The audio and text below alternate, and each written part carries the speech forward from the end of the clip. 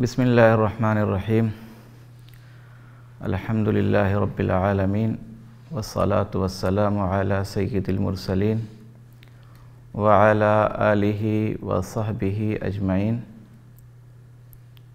محترم حضرات و خواتین،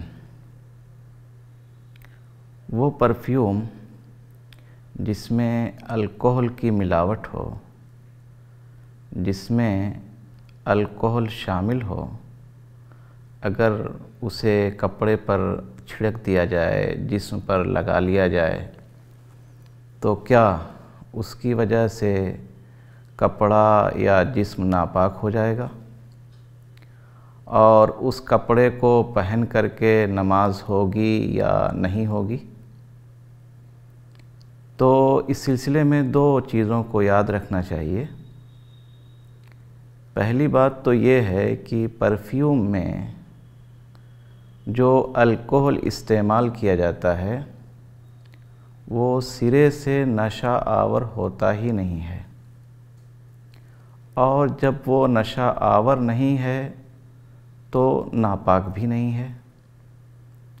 چنانچہ فقہ اکیڈمی آف انڈیا نے اس سلسلے میں جو قرارداد پاس کی ہے اس کے الفاظ یہ ہیں: عطریات میں جو الکحل استعمال ہوتا ہے، فنی ماہرین کی تحقیق و اطلاع کے مطابق وہ نشہ آور نہیں ہے، اس لیے ناپاک نہیں ہے۔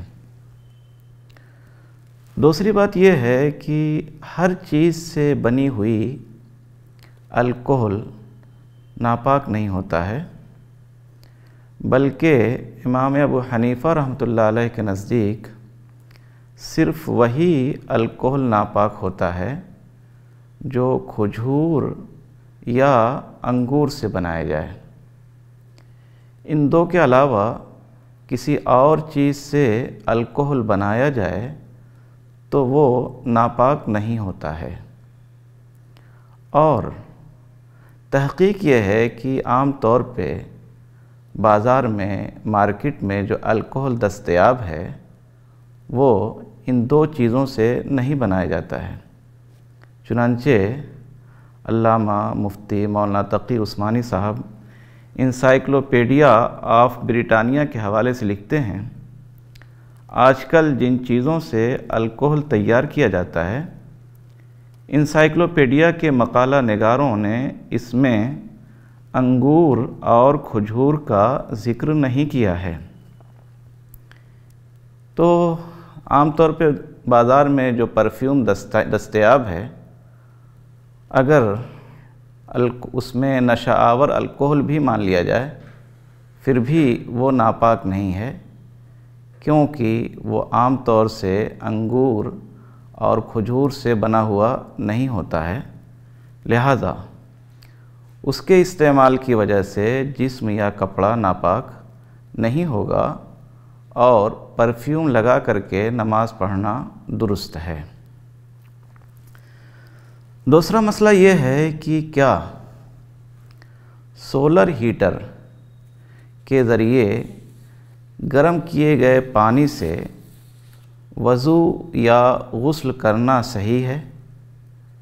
اس میں کسی طرح کی کراہیت تو نہیں ہے؟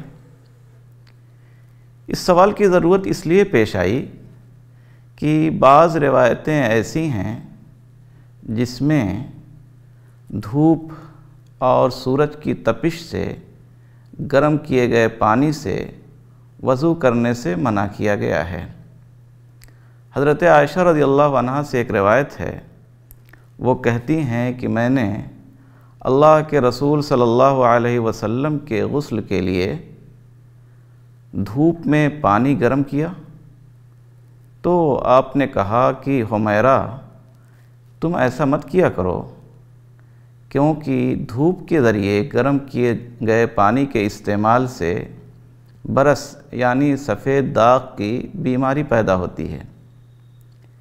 اسی طرح کی روایت حضرت عمر رضی اللہ تعالیٰ عنہ سے بھی منقول ہے، یعنی ان کا فتویٰ ہے، وہ کہتے ہیں کہ دھوپ کے ذریعے گرم کیے گئے پانی سے وضو اور غسل مت کرو، اس لیے کہ اس سے برص کی بیماری پیدا ہوتی ہے۔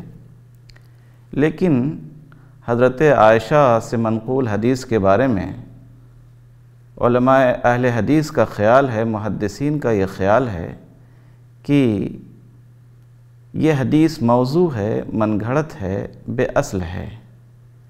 اسی طرح سے حضرت عمر رضی اللہ تعالیٰ عنہ کے قول کو بھی سندی اعتبار سے محدثین نے کمزور قرار دیا ہے اور کہا ہے کہ یہ ان کا فتویٰ ثابت نہیں ہے۔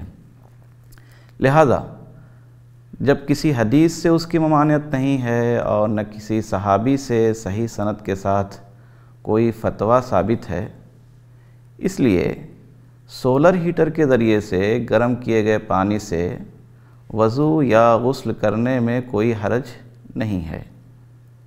اگر میڈیکل سائنس کے ذریعے یہ ثابت ہو جائے کہ اس سے کچھ نقصان ہوتا ہے اور کسی طرح کی بیماری پیدا ہوتی ہے، تب تو کہا جا سکتا ہے، اس سے منع کیا جا سکتا ہے۔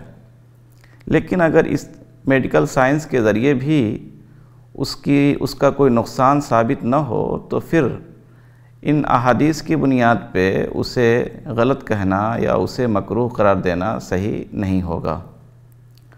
ھذا ما عندی واللہ تعالی اعلم بالصواب وإلیہ المرجع والمآب۔